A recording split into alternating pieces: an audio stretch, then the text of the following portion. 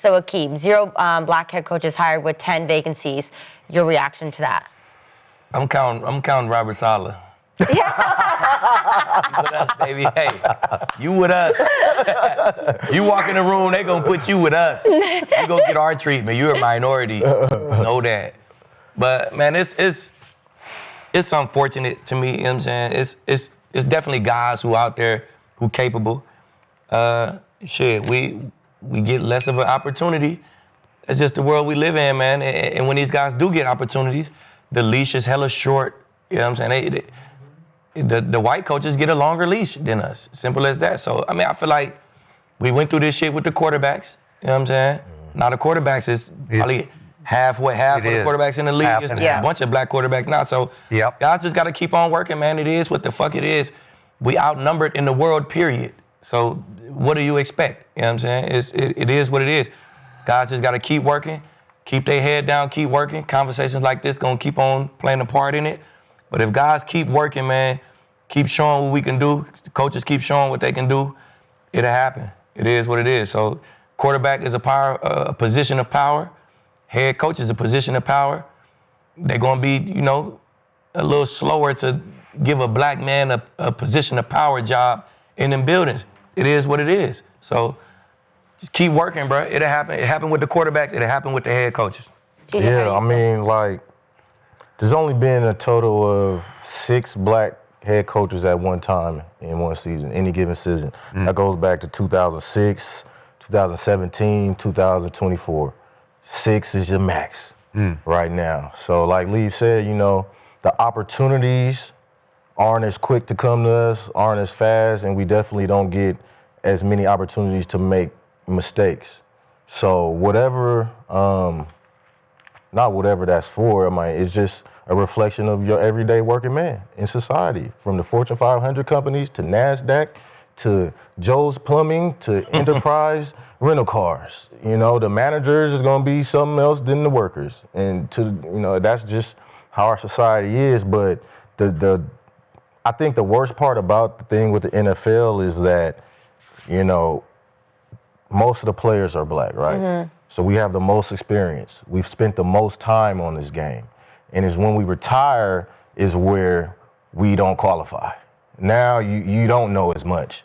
Now you can't handle a locker room as much. Now you're not as good as a leader.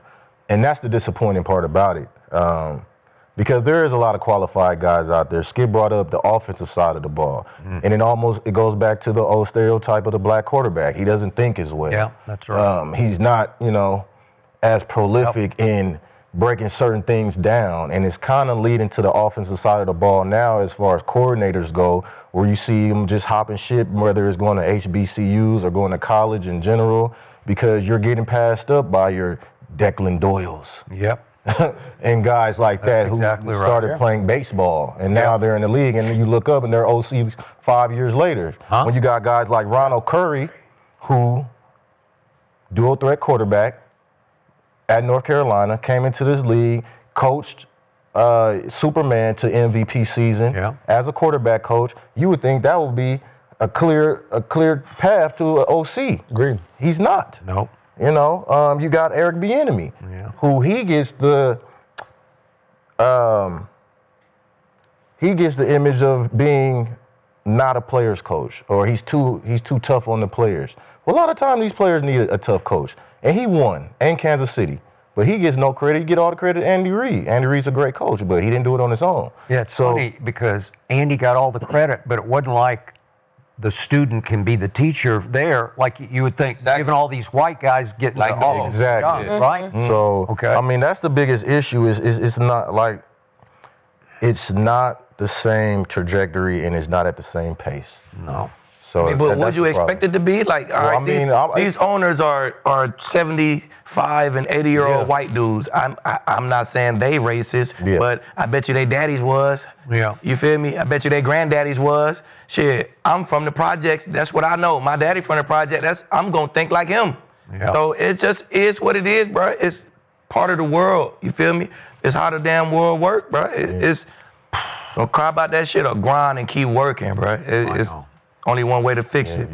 What do you think? I have campaigned for this cause for years and years and years, and I've never been more crushed than I was by this hiring cycle, because obviously Mike Tomlin stepped away, and we're pretty sure he'll step back into a good job at some point. So don't forget about Mike T. But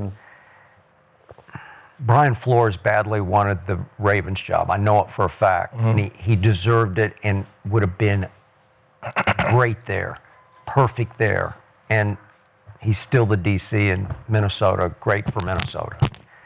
Raheem did not deserve to be fired in Atlanta. They still tied for the division lead, and you go from Raheem to Kevin Stefanski. I'm like, what? The short leash. What? Stop it. And then I thought, well, surely Raheem will get the Arizona job. No, LaFleur's younger. The younger LaFleur gets it. Okay. And yet, what kills my heart is that I'm looking at the head coaches now who have jobs. D'Amico is doing just fine. He is thriving, and he is defense first, and he has built, to me, the best defense. I know you argued, but it's really good. It is. And it played really well at New England in a losing cause because the quarterback fell apart when I least expected it. But D'Amico's doing just great. And yet, Todd Bowles is barely hanging on. I was kind of surprised they kept him after they fell apart. And Aaron Glenn, I don't know how much longer. There have been all kinds of runaway speculation that John Gruden is next up there. And so you got two guys just barely hanging on. And so we have only one thriving black head coach left in the whole league, right? I don't get it. And, Anthony Weaver got the DC job in Baltimore. Okay, so is he still in the pipeline? He got a bunch of interviews. I mean, that's under mentor. If Yeah. they got a good ass defense, then shit, he might be next. Vance might be next. So we might have something coming, man. Maybe, but the truth is, it's gone backward. That's the truth, from the maximum high of 6 down to 3. God, and a half. It's like 2.5, right? Yeah. You with us, buddy? Now, Aqib said something that stuck with me last week when we talked about this. He said it's important to keep having these conversations and putting guys on the map. So I want to do that right now. I mean, that was the idea of the Rooney Rule. Yeah, Get interviewed. but there are guys that I think, bullshit, though. There are guys that I want people to keep an eye on that I think offensively, you talk about the great defensive coaches, that I think offensively could come up the pipeline and should get opportunities in the near future. The first one's JT Barrett. I talked about him the other day. He's a quarterback coach with Chicago. I know Ben Johnson gets a ton of credit for what Caleb Williams did, but Barrett's the one in every single damn meeting working with Caleb, going over those small details. Another guy on that staff, Antoine Randall, is a wide receiver coach on that staff. I would hope that either one of those guys would now step up for Doyle, become the offensive coordinator. I know they won't call plays, but they'll be next in line to maybe go somewhere else to call plays or become head coaches. Another guy we talked about, Nate Scheelhaase.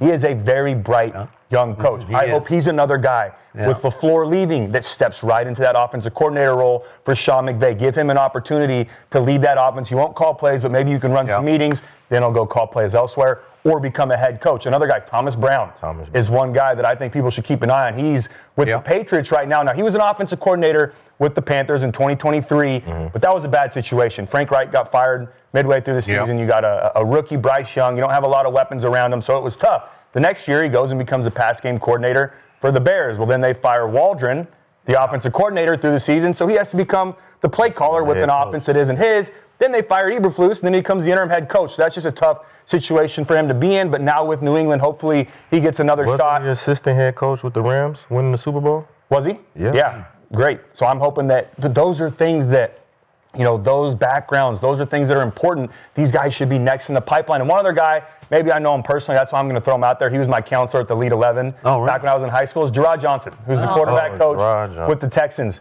He doesn't get enough credit for what he did with C.J. Stroud in 2023, his rookie year.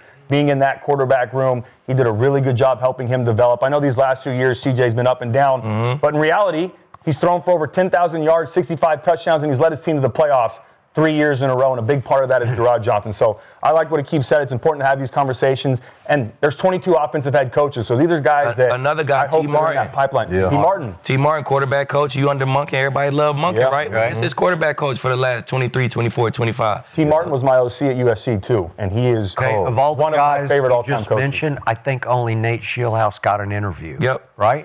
That's it. Well, that's why we're talking about it, Skip. Hopefully that'll Yeah. put them on notice, and these guys will get opportunities they deserve. Well, I'm glad we're having these conversations, and Yep. we are going to call it a day here, but I do want to let you guys know that this is a special week for Gridiron because we're going to have episodes every single day until the Super Bowl, and we've got some fun, exciting guests coming on every single day, so tune in, you guys. It's going to be such a fun Super Bowl week. We will see you guys tomorrow. Yes, sir.